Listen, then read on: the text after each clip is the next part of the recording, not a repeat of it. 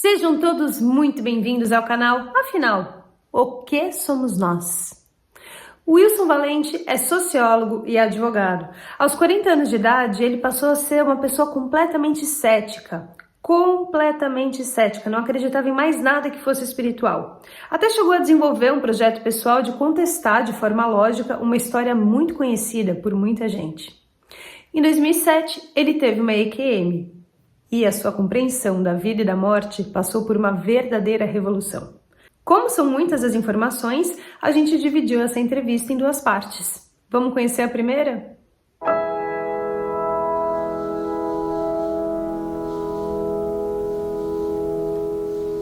Bom dia, Wilson. Muito obrigado por você aceitar compartilhar conosco do canal Afinal o que Somos Nós. A sua experiência de quase morte, as suas histórias.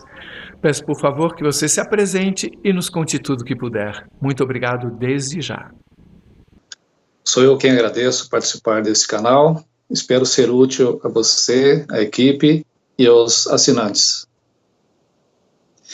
Meu nome é Wilson Carlos Valente. Tive uma experiência de EQM em 2007. Essa foi a mais marcante. E eu gostaria de retroceder um pouco para tentar, dar sentido ao acontecido. Embora eu tenha vindo de uma formação católica e muito intensa, ao chegar a uma certa fase da vida, mais ou menos aos 40 anos de idade, comecei a questionar essas questões espirituais e religiosas e passei a ver a vida de uma forma diferente. Nesse período também eu comecei a atuar e a atender a muitas demandas, tanto no trabalho como na vida familiar.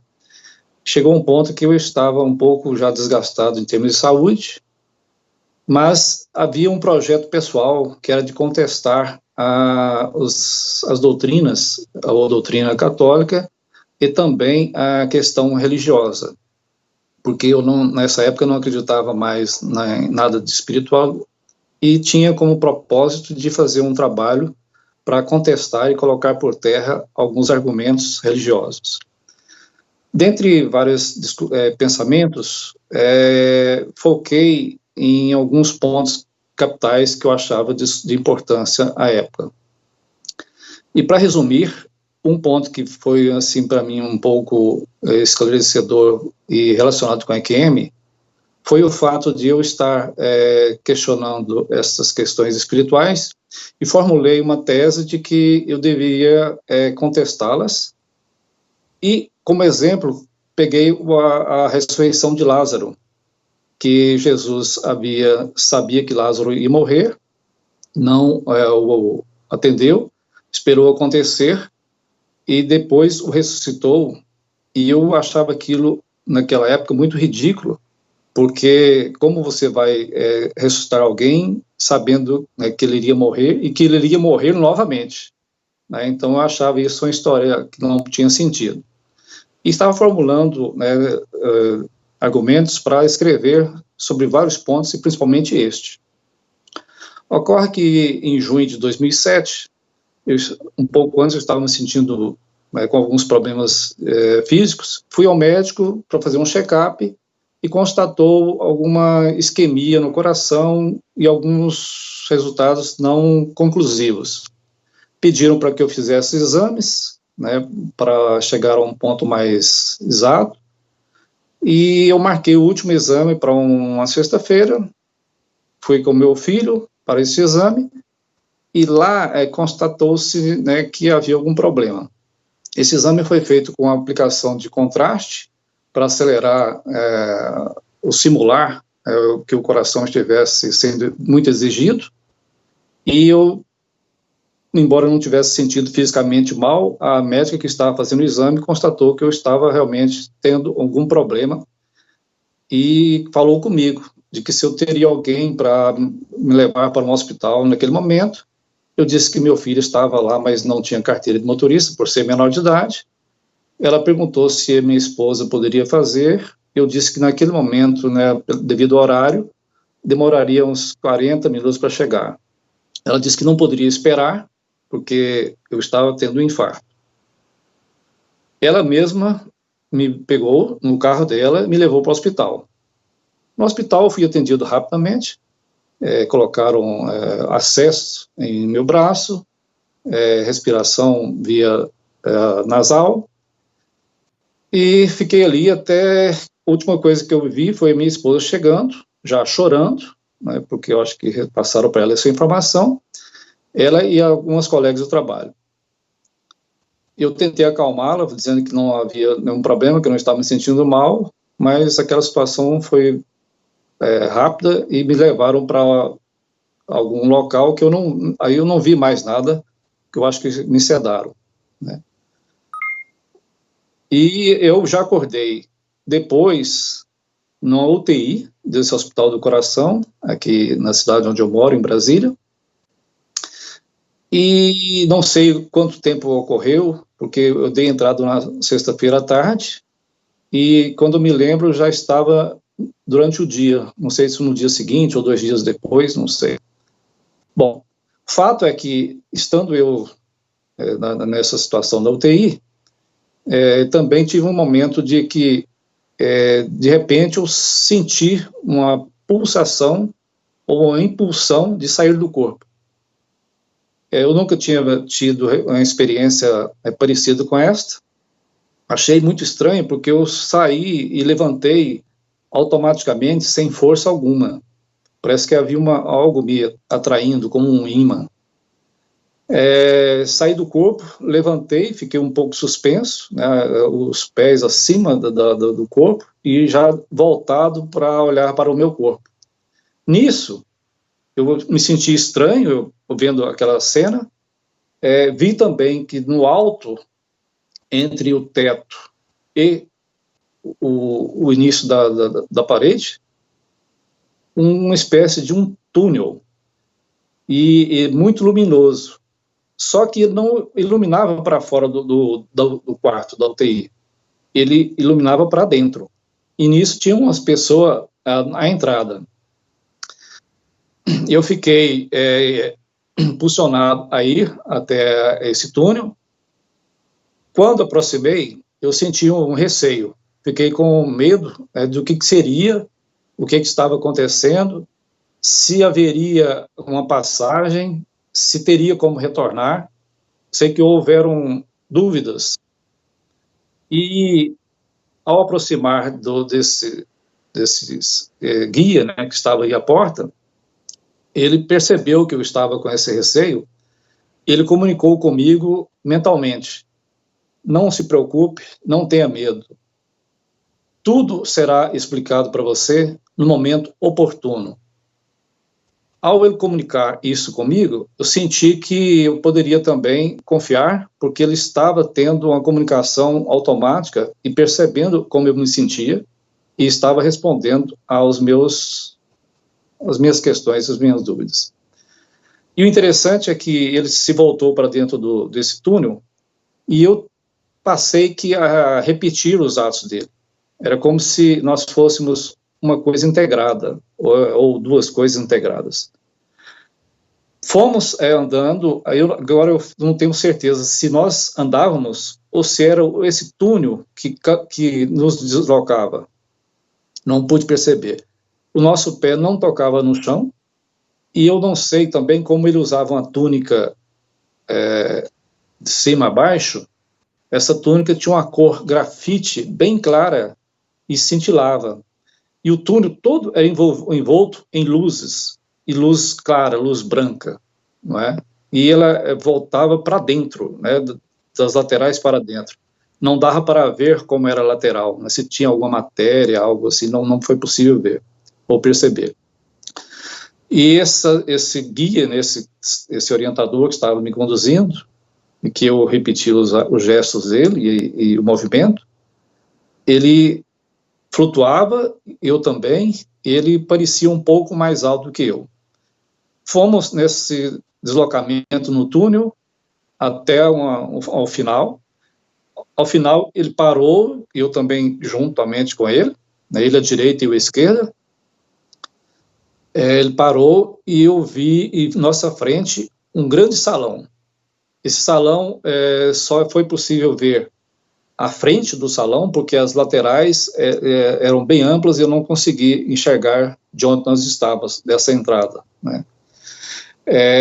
O salão era todo branco, o piso, a parede e o teto, e eu pude perceber que haviam pessoas circulando calmamente, serenamente e em profundo silêncio, poucas pessoas circulando, né, para uma direção e para outra, e com bom espaçamento. E à nossa direita, havia, assim que nós chegamos, havia um senhor que estava de frente para nós, e um pouco à direita, conversando com mais duas pessoas. Essas duas pessoas estavam de costas para a gente. Esse senhor que estava lá no salão nos viu e fez um sinal de que havia nos visto. E nisso meu guia permaneceu ali parado e eu juntamente com ele, aguardando algum comunicado, alguma autorização. Nisso, eu pude perceber que esse senhor que estava conversando com as duas pessoas finalizou o diálogo, e esse diálogo eu não ouvi nada, não percebi, não sei qual era o assunto que se tratava. Ao terminar o diálogo, ele se voltou para o lado oposto na parede, e quando ele estava se deslocando, que também parecia flutuar, ele chegou a uma espécie de um terminal, que eu pude perceber que parecia um terminal, algo acoplado à parede. Ele consultou algumas coisas que eu não pude ver o que era, porque ele ficou na frente e também havia uma certa distância, meus olhos não conseguiam alcançar o formato do terminal. Ele consultou, viu alguma coisa e voltou para nós. Nisso, ele chegando próximo, ele fez um gesto de genuflexão, que é aquele cumprimento com a cabeça, e nós repetimos, acompanhávamos também o gesto. Ele pegou e se dirigiu ao meu guia orientador nas seguintes palavras: com que autoridade você o está conduzindo até aqui? Nisso eles se cumprimentaram novamente, eu também fazia, né, o gesto da genuflexão, e ele completou: você não sabia que a hora dele ainda não chegou? Restitua-o para onde ele estava imediatamente. Nisso, o meu guia voltou, fez a genuflexão novamente, né, nós fizemos, e ele se voltou para dentro do túnel novamente. E eu também repetia, ou seguia os seus gestos. Voltou-se para dentro do túnel e nos retornamos para a entrada, a outra parte de onde nós tínhamos iniciado. Nisso, quando estava chegando, ele fez um gesto com a mão esquerda, né, para que eu descesse. Fez o sinal que como se ele estivesse mais no alto, né, ele fez um gesto para descer. Fez só o gesto, não falou nada, não houve comunicação mental. Nisso, meu corpo obedeceu instantaneamente, como um raio. Aí eu perdi um pouco a visão, e fiquei quando eu percebi, eu já estava dentro do corpo, novamente, sentindo-me pesado neste momento, um peso que antes eu estava me sentindo bem leve, e pesado e preso dentro do corpo, com os olhos fechados. E nisso, ouvindo vozes femininas dizendo: continue, continue, ele está voltando, continue, não pare. E ficou assim algumas repetições, até que a voz feminina novamente finalizou: conseguimos, ele voltou. E nisso eu me coloquei novamente em sintonia com o corpo, e fiquei ali por conscientemente, né, tentando realinhar o pensamento, o entendimento do que teria ocorrido. E fiquei assim algum tempo dentro do corpo, e quando silenciou tudo novamente, acalmou, eu entrei assim num estado de emoção muito forte mesmo. É algo muito assim inexplicável, que eu não saberia dizer com palavras a sensação. É como se eu tivesse sentido que eu estava recebendo uma grande informação de conhecimento e que eu não tinha capacidade de assimilar aquilo. Bom, fiquei ali no hospital, na UTI, mais algum tempo, e aos poucos eu fui retornando à mentalização do que eu havia sentido antes, né, de passar por essa experiência. E foi ficando, para mim, meio confuso, e eu passei a achar o seguinte: isso deve ter sido um sonho, né, porque isso não pode ter acontecido. Não fazia sentido isso ter acontecido. E o que significava isso? Mas, de repente, veio um sono profundo novamente, e eu sonhei. E aí, esse sonho, agora, bem diferente do outro. O outro mostrou para mim, após os dois sonhos, que são coisas completamente diferentes. Desse sonho segundo, né, que eu estou dizendo sonho agora, porque o outro eu acho que não era sonho, a vivência é outra, eu vi um sepultamento de um caixão, e quando o caixão descia para o túmulo, eu vi alguns amigos, né, comuns da minha família, de frente, eu do lado de um lado, né, vendo pelo meu olhar as pessoas, vi meus 2 filhos e não vi a minha esposa, na época, né, primeira esposa. E ao término desse sonho, ao acordar novamente, eu fiquei sem entender o que significava a primeira visão e também o segundo sonho. A primeira visão você se refere à experiência de quase morte. Isso, a experiência de quase morte. Porque o sonho foi diferente, né? A imagem era diferente, o sentido de ver as coisas eram diferentes. O primeiro é uma experiência de você vivenciar algo. O outro é de você ver. É diferente, é bem diferente. Foi por isso que foi interessante, porque como eu estava em dúvida se eu havia tido um sonho com a EQM, o sonho veio mostrar que não era sonho, que era uma realidade, que foi uma experiência vivida, presenciada e sentida. Mas como havia o sonho, e estava muito confuso para mim, eu passei a fazer a interpretação de que eu iria morrer, né, porque eu estava no hospital, na UTI, e que a minha esposa não estaria me acompanhando, havia acontecido algum problema que ela não estava no sepultamento. Bom, fiquei na UTI até no hospital, né, tive alta depois de uns 7 dias, isso durou um período de 7 dias no hospital. Ao receber alta, o médico foi nos orientar e após ter feito vários exames, constatou que eu tinha problema nas coronárias, as coronárias invertidas, e fazia uma ponte entre o coração.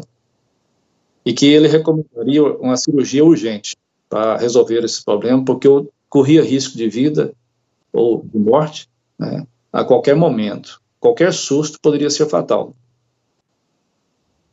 Mas eu não senti muita segurança em fazer a cirurgia. Algo dizia que eu não deveria fazer a cirurgia.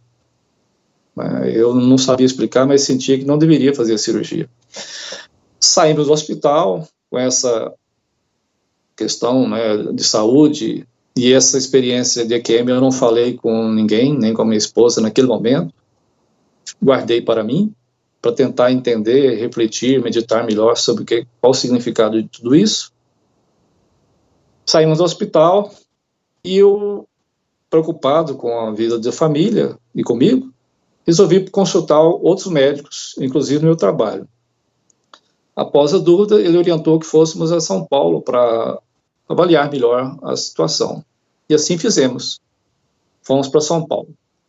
Fizemos 4 consultas em São Paulo. O diagnóstico foi o mesmo, né, de que haveria necessidade de fazer a cirurgia para garantir e preservar a saúde.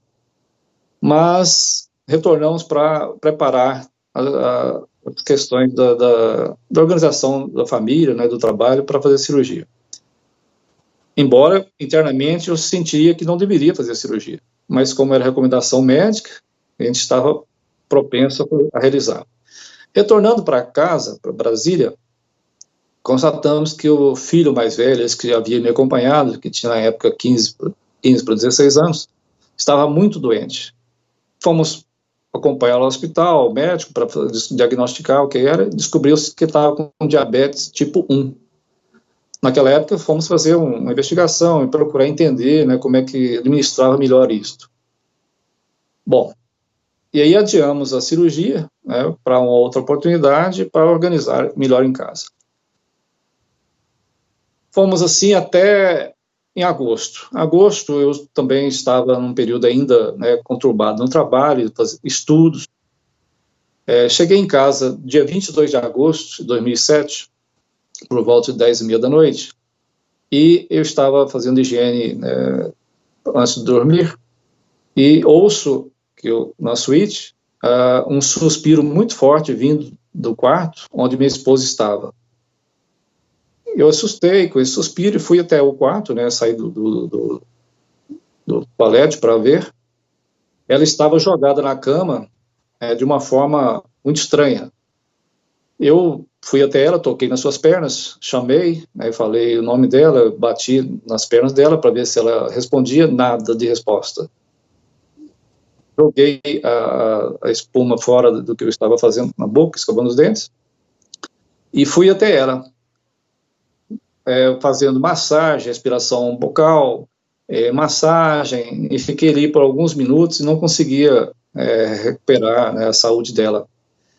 E me veio um desespero, porque eu não sabia o que mais fazer. Fui até a sacada, gritei com o vizinho, mas já era 10h30 da noite, ninguém ouviu. Desci correndo, uma casa de 2 pavimentos, e saí até a rua, né, para chamar vizinhos. Nisso, uma voz telepaticamente ou mentalmente falou comigo: olha, não vá, que não vai dar tempo. Volte você mesmo, porque senão será tarde demais. Porque ele ainda a voz falou assim, até o vizinho atender o interfone, né, trocar a roupa e voltar, que havia uma certa distância, eram casas, né, uma distante um pouco da outra, seria tarde demais. Eu voltei correndo e vi minha esposa naquela situação.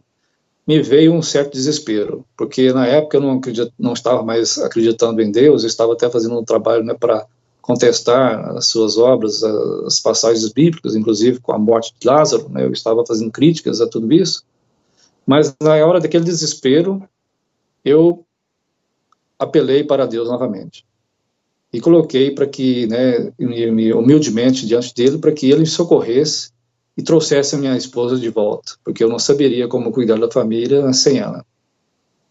E nisso, me veio uma força e uma convicção, né, de que eu poderia fazer a recuperação, e fui para cima dela novamente, fazendo as massagens e tudo que eu sentia intuitivamente, né, sem muita técnica, eu confesso, porque eu não tinha preparo para isso.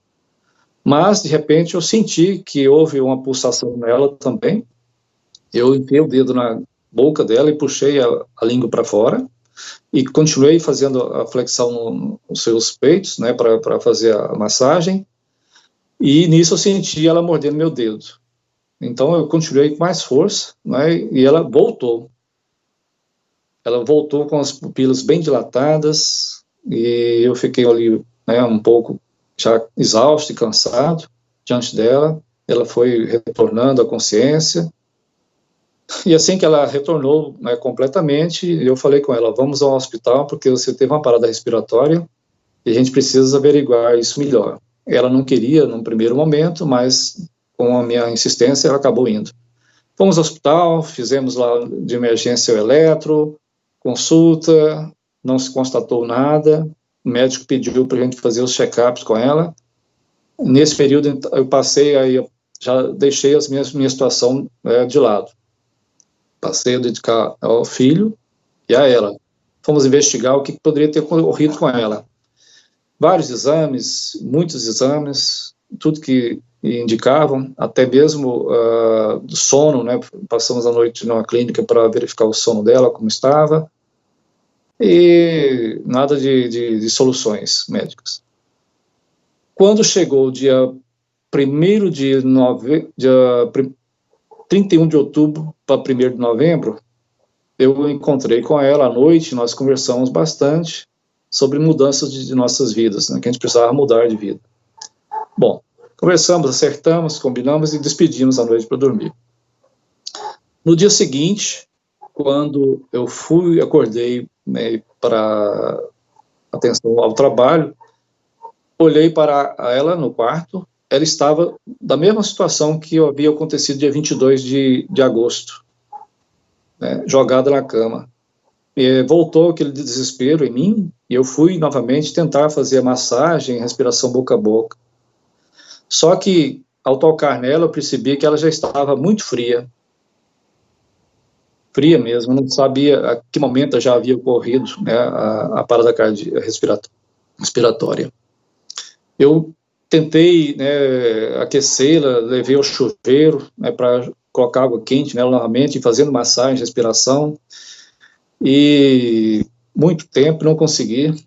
Devolvi ao quarto, à cama novamente, e saí na sacada, e a vizinha estava saindo para trabalhar, eu a vi e chamei por ela e pedi ajuda. Ela foi em casa e viu aquela situação, chamou o SAMU chegou, e não foi possível, a minha esposa já havia falecido.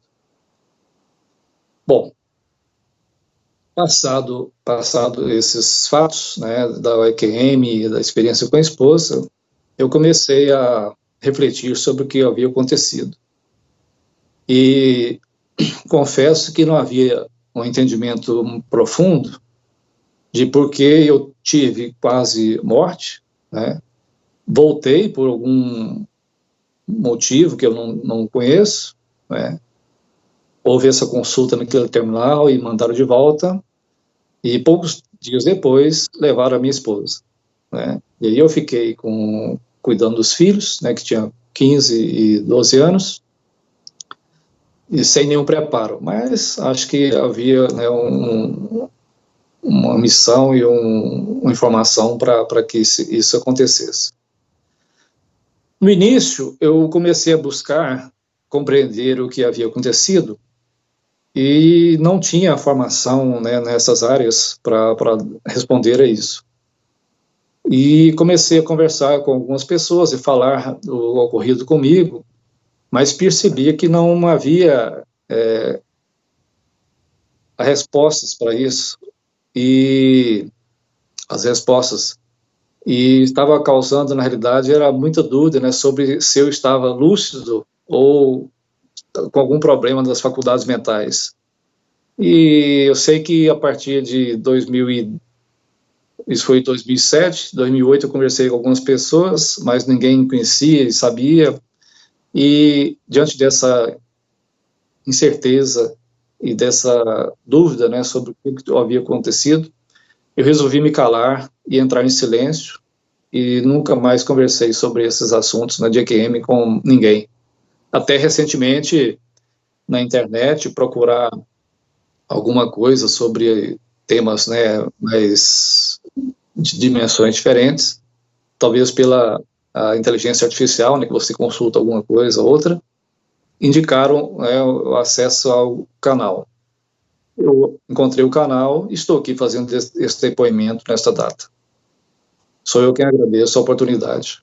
Wilson, na nossa primeira conversa, você estabeleceu uma relação muito forte entre aquele questionamento, inclusive da história de Lázaro, e a história da sua esposa. Eu acho que aqui você ainda pode nos explicar um pouco mais de que forma uma história se relaciona com a outra e quais suas conclusões. Certo. A partir de 2005, eu perdi completamente a fé. Fé em Deus, fé na religião.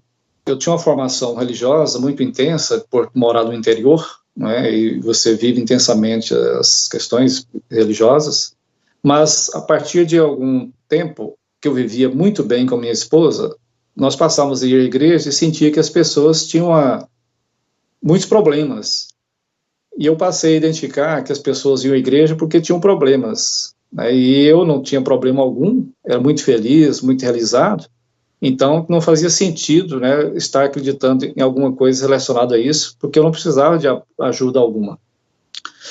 Entrei num processo de descrença, de ceticismo, e ao ponto de, em 2006, 2005, não acreditar mais em Deus e nada relacionado à espiritualidade.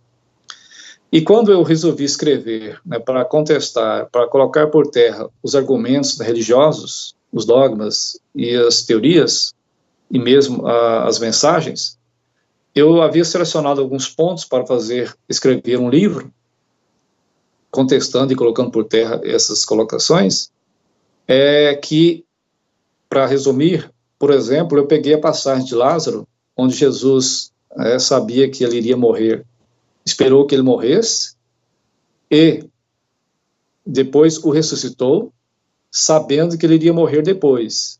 Então eu ia fazer umas colocações, né, filosóficas, para dizer que aquilo não fazia sentido, que aquilo era um engodo, e que as pessoas não deveriam acreditar nisso de forma alguma.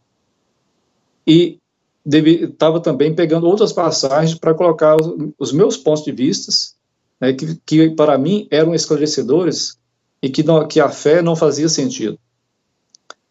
Mas essa EQM, para mim, hoje eu vejo como uma resposta de como é a vida, de como é a informação, de que ela é mais do que os pensamentos. Em que sentido? Como eu questionei a ressurreição de Lázaro, sabendo que ele iria morrer novamente, eu tive a experiência pessoal de que, em dia 22 de agosto, eu não acreditando em nada, a minha esposa teve uma parada respiratória, a minha primeira esposa teve uma parada respiratória, eu fiz tudo para socorrê-la, né?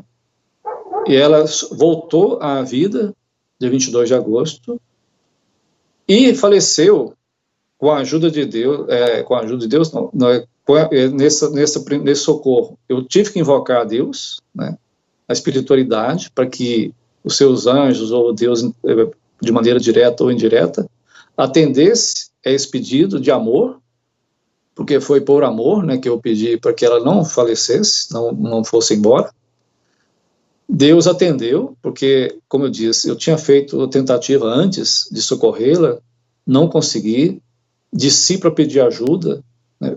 Aí veio essa mensagem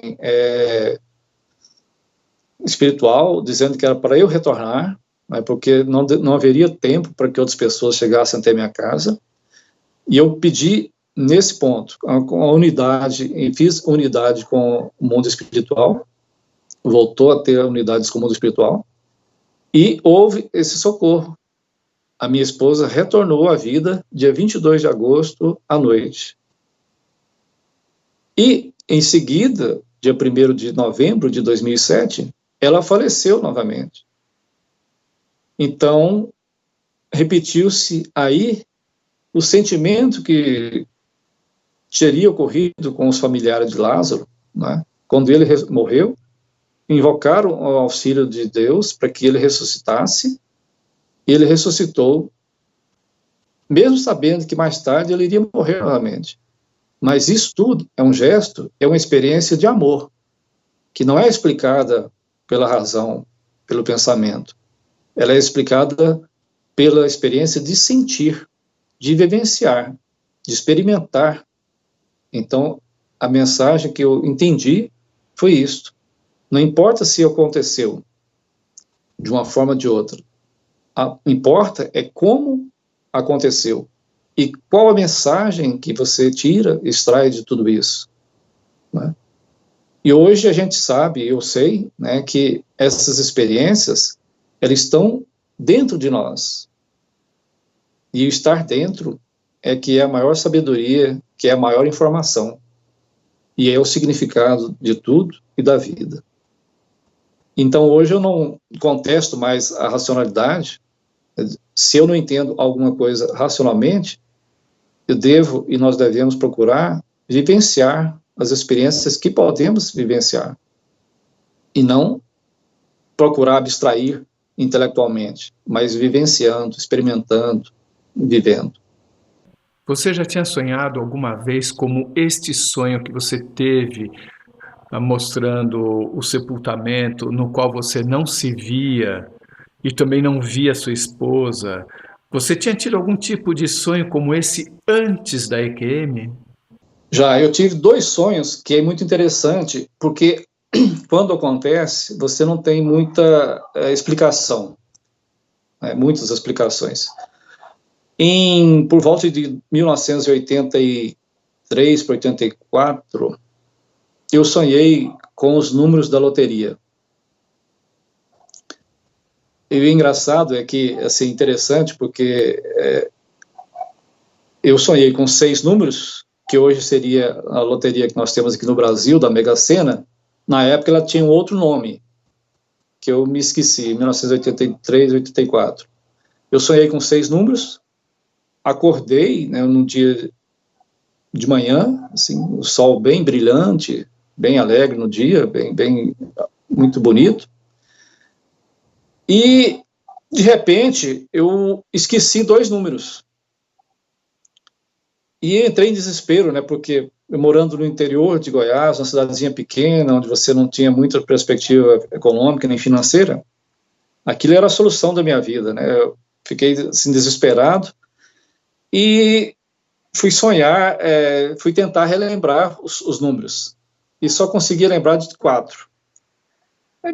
Peguei uma caneta e um papel, anotei os 4 números e fiquei desesperado para lembrar dos outros 2. Deitei novamente para dormir, para ver se lembrava dos outros 2, e não vieram mais respostas, né, de outros 2 números. Joguei os 4 e tentei mentalizar quais seriam os outros 2, e pedi um colega, né, que ia para outra cidade, porque na minha cidade não tinha lotérica. Ele se deslocou para outra cidade de Goiás e fez o jogo, né, que foi uma cartela única, com esses 4 números e mais 2 que eu tentei mentalizar. E deram os 4 números. E eu acertei, aí o prêmio foi pequeno, obviamente, né, porque é o prêmio mínimo da loteria. Se eu tivesse acertado mais 2, eu teria resolvido economicamente minha vida naquela época, né, porque o prêmio era alto. Mas ficou por isso mesmo, foi um prêmio pequeno e continuei na minha mesma situação de vida, nas mesmas condições. E mais tarde, por incrível que pareça, com essa mesma esposa, né, a primeira esposa que faleceu em 2007, quando nós fomos fazer a nossa primeira viagem em 1989, nós pernoitamos na cidade de Montes Claros, Minas Gerais. Não conhecia, nunca tinha estado lá, nem sabia que existia. Foi porque eu estava indo para Bahia e resolvi passar por aquele percurso. E nessa noite que nós estávamos ali para pernoitar, tive um sonho. E no sonho apareceu uma figura parecida com um anjo, de cabelos, né, encaracolados e loiro, e disse para mim: você vai conhecer uma pessoa aqui de Montes Claros que será muito importante na sua vida, que terá importância na sua vida. Nisso eu acordei, e ainda de manhã, assim, estava meio escuro, né, amanhecendo, mas fiquei aguardando, né, para amanhecer completamente, para a gente, né, também seguir viagem. E isso me chamou atenção. Eu fiquei entusiasmado e falei: bom, alguém que vai fazer diferença na minha vida, aqui de Montes Claros, vou sair procurando e devo ver uma pessoa especial. Desci no saguão do hotel, fui no café da manhã, no salão, tomar o café da manhã, olhando para todas as pessoas, para ver se alguém especial aparecia e falava alguma coisa, alguma mensagem. Nada, e aquilo foi me agoniando, entrando em agonia, preocupação, ansiedade. Fui até o porteiro, né, para ver se ele falava alguma coisa. Todas as pessoas que eu poderia encontrar, eu olhava para, né, ver se encontrava essa resposta. E nada, até que eu percebi, sabe uma coisa, isso foi um sonho bobo, não faz nenhum sentido, né, como tantos sonhos que não têm importância. Mesmo assim, ainda fui com alguma esperança, né, saí, acertei ali a diária, fui ao carro e sempre prestando atenção a toda a volta, né, se eu encontrava com alguém que desse alguma luz, né, para esse sonho. Nada, fui saindo pela cidade devagar, olhando para as praças, para tudo, para ver se alguém falava, nada. Até que eu saí da cidade e falei, sabe uma coisa, é uma bobagem, não tem sentido. Isso foi em 89. Ocorre que minha esposa, né, que estava comigo nessa época, faleceu em 2007, e depois de alguns anos, eu, criando os filhos sozinho, né, e sabia que precisava de uma outra companheira para acompanhar, né, na vida, né, que dá mais resposta e resultados, né, para a vida da gente. E procurei encontrar uma companheira, namorada, né, e procurei aqui na cidade onde eu moro várias pessoas, não dei certo com ninguém, por algum motivo, acho que não posso dizer o porquê não deu certo, mas não conseguia acertar com ninguém. E fui para a internet procurar, né, uma companheira. E na internet eu vejo uma pessoa, né, que me atraiu muito, né, e nisso, naquela dúvida se a internet realmente respondia, né, era o caminho, fiquei muito em dúvida, e fui procurando outras opções, né, e de repente encontrei uma mulher que me chamou a atenção, parecia que, à primeira vista, já havia alguma sintonia entre a gente. E comecei a conversar, né, conversamos ali durante uns meses, mas sem nenhum contato, e desisti. Arrumei outro namorado de outra cidade do meu estado, mas mesmo assim aquela questão ficou, né, de não estar dando certo. Voltei para a internet, encontrei essa mesma pessoa em outro canal de internet. Aquilo me chamou a atenção, como eu já tinha visto em um local, fui em outro, e aí resolvemos conversar pela internet. E ela contando a experiência de vida, havia uma sintonia muito forte entre a gente e o que nós fizemos. Fizemos os mesmos cursos, ela se separou no mesmo ano, ela tinha 2 filhos como eu, a mesma coisa, assim, muita identidade de acontecimento, e fomos nos conhecer e vi que ela era de Montes Claros. Ou seja, depois de quase 10 anos que eu havia ficado viúvo, me casei de novo, novamente, com uma mulher de Montes Claros, referente a esse sonho que eu havia tido há uns 20 anos atrás, né, que eu ia conhecer alguém de Montes Claros que seria importante na minha vida. Então, são essas experiências que eu acho assim, que na época eu não entendia, não compreendia, mas hoje acho que há alguma conexão. Na relação entre a história de Lázaro e o sonho que você teve, vendo aquela situação de velório, que você não entendeu bem na época, você enxerga como sendo um movimento vindo de algum lugar para que você conseguisse entender a lógica naquela história onde você não via a lógica? Sim, porque com a experiência que eu estava contestando de Lázaro, não é, porque eu estava tentando entender as coisas de uma certa lógica racional. Por que a pessoa vai ressuscitar se ele vai morrer de novo? Qual o sentido nisso? Mas a experiência de Lázaro mostra para mim que não importa se a pessoa ia morrer de novo. O que importa era o gesto de amor, a intensidade do amor que estava contido naquilo, né? E essa experiência de amor não tem nada que se assemelhe a isso. E quando eu pude vivenciar esta experiência, eu não mais contestei jamais qualquer aspecto ou experiência religiosa de quem quer que seja, porque ela é pessoal e própria de cada pessoa, e não tem condições de julgar, né, as experiências vividas pelas demais pessoas. O que importa é a intensidade do que as pessoas sentem, de sentem, como vivenciam. E para mim foi a resposta maior de que há um plano divino para tudo, mesmo que ele não seja plenamente compreendido, mas se for amado, você consegue entender, consegue vivenciar e consegue tirar lições para a sua vida. A partir da experiência de Lázaro e da ressurreição da esposa e da sua segunda morte, né, eu pude compreender de que nada na vida acontece por acaso, tem uma dimensão maior que às vezes não é compreendida, mas ela está num plano, num sistema maior, em que nós, em nossos subsistemas, não conseguimos compreender na sua inteireza. Mas à medida que nós vivenciamos no amor, é possível você passar por algo sublime e elevado, e que amplia a nossa mente, as nossas informações, e a nossa forma de enxergar a vida, que é bem maior do que o que nós temos condições de entender neste momento.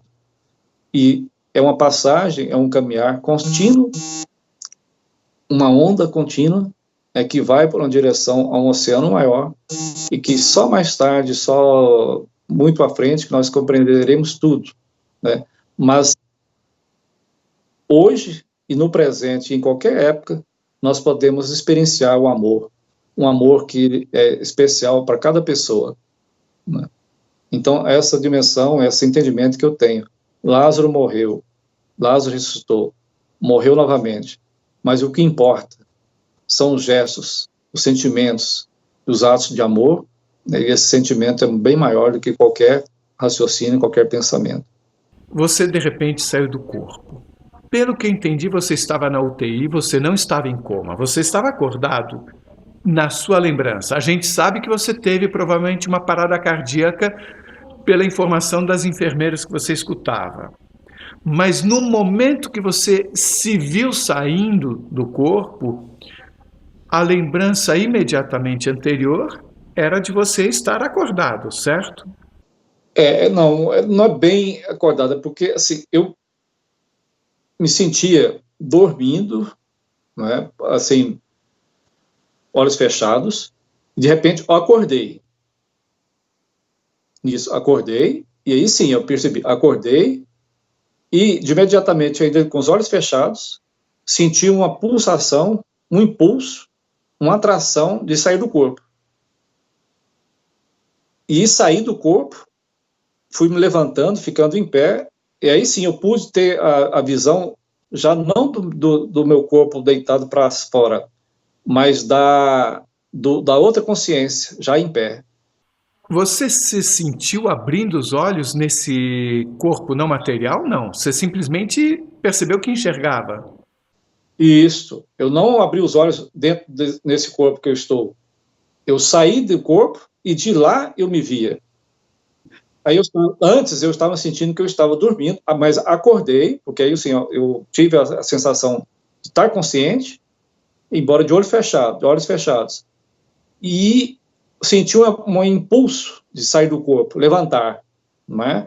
Só que o levantar não foi o corpo, foi essa consciência, eu saí do corpo.